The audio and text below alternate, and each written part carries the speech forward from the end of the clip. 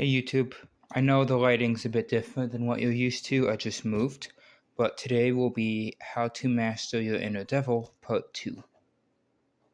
As I referred to in the last video, if you hadn't watched the last one, I'd recommend figuring it out, because I'm touching up on a concept last time. There's a few holes I needed to fill, especially about my concept of Christianity and the devil. So, we all have our inner devil, the darker aspects we don't like about ourselves. I had touched up on how to master it last time, so this will be a very short video because these are from my experiences on how I learned, things about myself I never wanted to accept. A. Take accountability.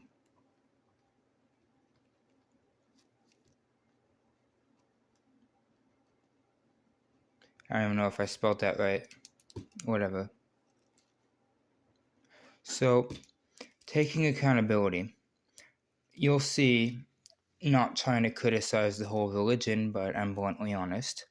Christians will go do something and they'll be like, it's not my fault. The devil made me do it. He's the father of lies. I sinned. I need to go repent. The devil has a large influence over all of our lives. We need to stay holy in the eyes of the Lord. They have been greatly misinformed. If you don't take accountability for your own actions, then you're really not going to spiritually grow. You can't say, I sinned, or it's this woman's fault because she tempted me into premarital sex. It's not my fault. I know it was a sin, but she was so good. No, you did it because you wanted to. Not because something from down under made you do it. That's just blunt honesty. Second thing, be honest about your emotions and analyze them. A part of self-reflection, there's usually an emotion behind the emotion. Put 2 arrows there. You want to figure out what really lies underneath and figure out what makes your own brain tick. That's the first thing. You see, when people are mad at somebody, whether they scream or whatever, let's say hypothetically I cussed out your friend or your sister or whatever, and you got really triggered and decided to assault me.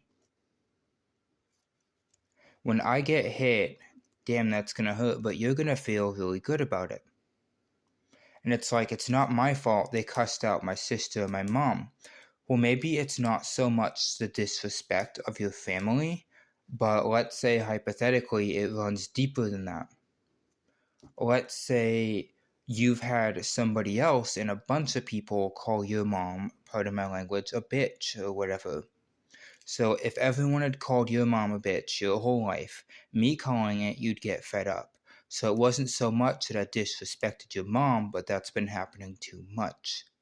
And there lies the emotion behind the emotion. The anger behind the anger. Second part, which is vitally important. Own up to your crap when you're mad. See, a part of working with shadow work is it brings out emotions because we're finding out aspects of ourselves that we don't like, and it tends to pull them. And if you're not careful, instead of an endless cycle of, figuring these things out, you could go off track. Next time that arrow is going to go outwardly, and it's just going to be a spiral of chaos with no control. I've been there. I think a lot of us have been there. So really figure it out. People will often say, it's not my fault, I was just mad. Well, no, because based on what I've seen, when you're mad, that is when whatever you said or did is how you truly feel, but you have lied to yourself and hidden yourself by distracting yourself. You're just lying to yourself when you say, I was just mad, I didn't mean it. You did mean it. Think about it. When you're happy and you're honest, what's to say when you're mad you're not honest? You did mean those things, you just hidden them from yourself so you didn't consciously realize it. And that is vitally important. Own up to your stuff. It will lower your spiritual vibrations. And if you're not careful, the lower you get, the angrier you get, and pretty soon there's nothing to do but just be angry.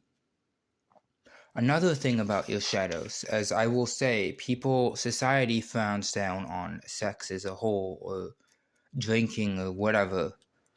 I mean, these are all lower vibration activities. Why not indulge in them in moderation? See, if you're not having fun while you're doing this, you're going to go through what I went through. If it's all seriousness and I need to do this, push, push, push, you are going to slowly decay into madness, and it will be very, very hard to pull yourself up. The lower you go, the more you have to work to rise back up when it's all said and done. So just have fun.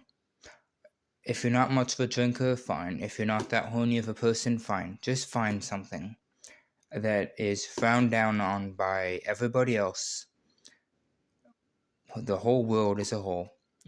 People will say drinking is bad for you, sex is a sin. Who gives a crap? This is your life, your freedom, your truth. Do what you want with it. Say what you want with it. One of the most important aspects about this, as I used to say, punish the wicked,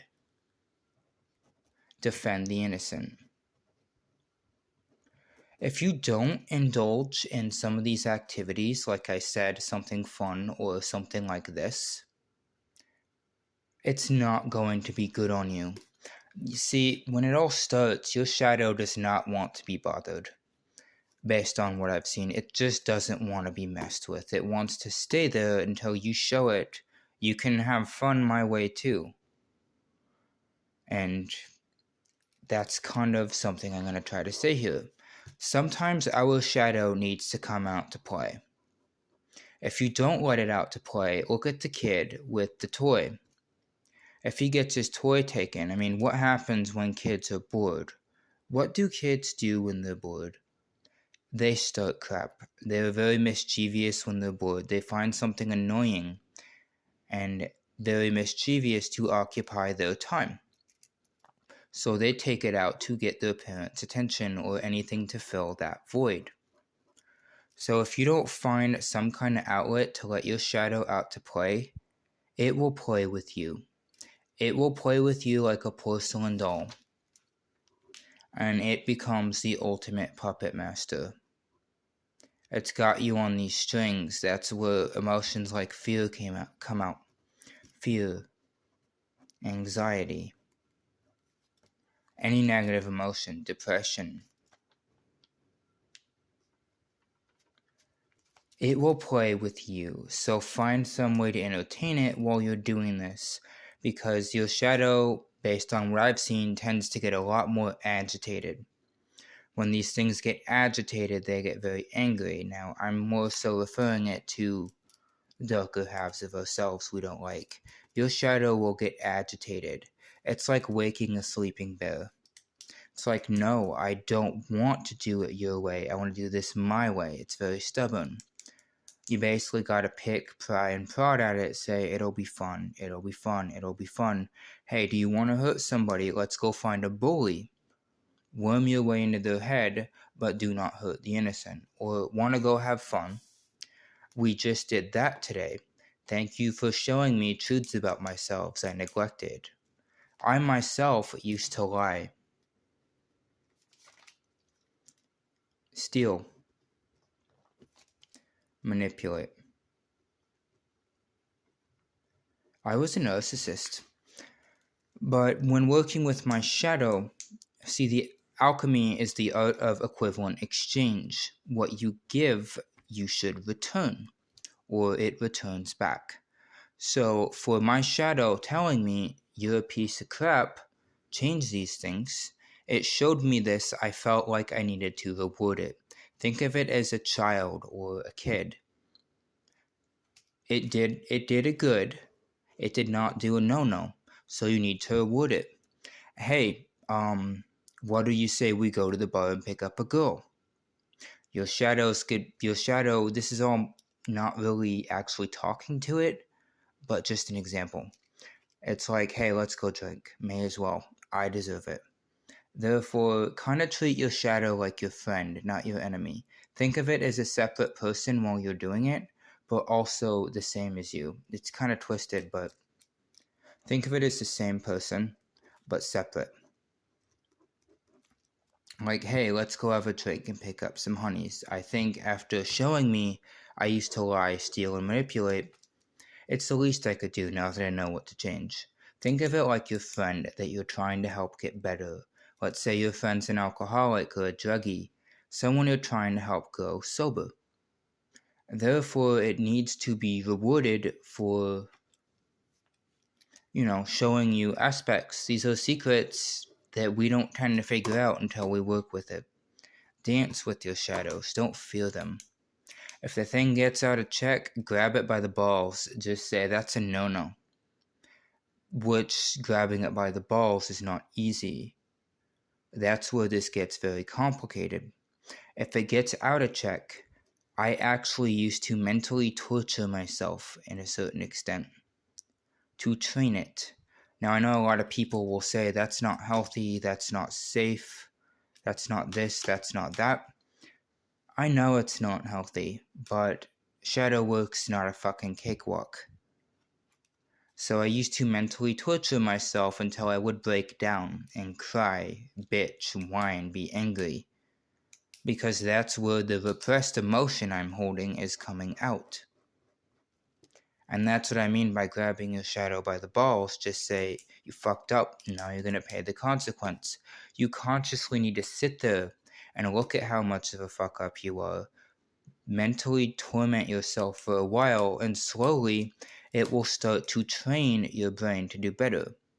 This knowledge will start feeding. See, the human brain kind of adapts if you train the human brain with certain things. Like, you don't smoke for a while, you don't have the desire to smoke. It's because the muscle memory, the addiction, it is no longer a trained pattern in your brain.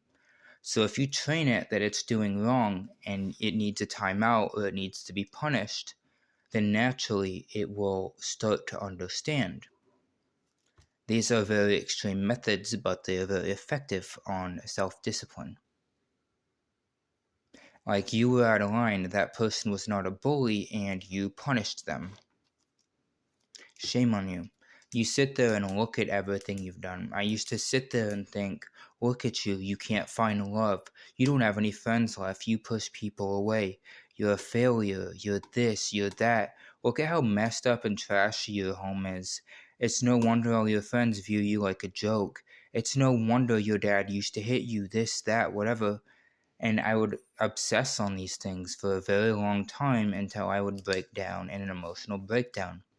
Took about a while, and I'd pick myself back up and I would feel better. And I tended to let out a burst of anger at the end of it. That's another piece of myself I didn't like that I just chucked out the window. See, it's releasing repressed emotion when you do it to yourself. Which, yeah, it's not healthy, I get that, but it's very effective. Either way, shadow work's not a cakewalk. Mastering your inner devil, no one's ever going to be 100%. I can't just take away anger. It's not human. We all have, at some point or another, a slip up doing things we regret. The least we can do is be better. When that's said and done, find the balance. The thing about the punishment, before I end this, that is very important. Does the punishment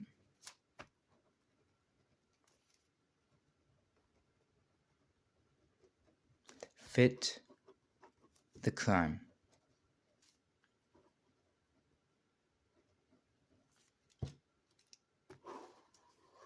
Always think, what did they do? Does it deserve a certain extent? It's like measurements. What do you need to dish out, be the embodiment of karma for? I myself resort to the same thing over and over.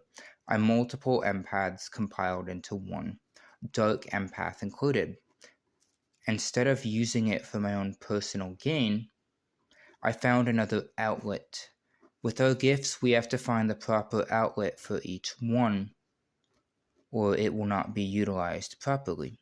As a dark empath, they have ways of worming their way into your head better than a typical empath could. We can be monsters. So, as a dark empath, it came easy to get into someone's brain and make them want to cry and hurt themselves. But I always asked myself, does the punishment fit the crime? Or at least I tried. If it was regular old bitch crying, I couldn't care less. If it was a bully, that's when I'd worm my way into their heads. Not everyone has these gifts, so what do you do? Personally, given the US and their bullcrap laws, you can't really hit somebody. Even if someone's getting beaten up, you can't really step in there. It's all call the police. The police don't really do much for that. The law system's kind of crap, so you have to find a way. Cyberbullying's a bit extreme, but I would call them out. Really, what do you see? What fits the crime? I can't even describe how it works. It is a natural gift of how you can get your way into the brain. But there's always some kind of outlet for these kinds of things. You just gotta find it. And I guess that's really the end of my video. Maybe before I go, maybe posting it on Facebook. This person beat up my kid, look out for them. Or this person is now preying on nerds. Or using them for homework. Even telling teachers, if you're a kid, if you're an adult, hell, even be a snitch to screw up their life. But have the intent that they will learn a lesson. That's kind of what you need to do while punishing evil and defending the innocent. You want them to learn. If it's just this angry, screwed up vendetta on bullies because you were bullied, yes, that is validated, but you need something deeper to hold moral ground. It is all a very complicated process. Therefore, you need to have very deep, complex views on it. What suits you the best? Thank you, stay positive, and have a wonderful night.